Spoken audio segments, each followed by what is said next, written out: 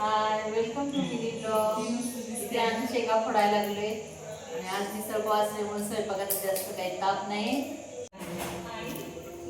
2 हाताने 4 हातात फरक पडतोय की नाही? सगळ्यालाच पडतोय म्हणून तर काम लय आपल्याला दोघी जण पटापटापटा भाजीपाला निवडू दे आणि शेंगा फोडू दे, दुसरं काय असू दे. म्हणजे लगेच होतं आहे. एकटं एकटं असं असलं तर बी त्याचं ते काम करून काम होते त्यामुळे लवकर आवडतं.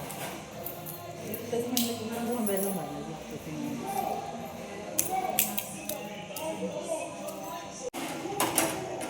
इकडे दीदींचं पाव गरम करून घ्यायचं चाललंय. अशा प्रकारे आमची मिसळ पाव तयार झालेली आहे.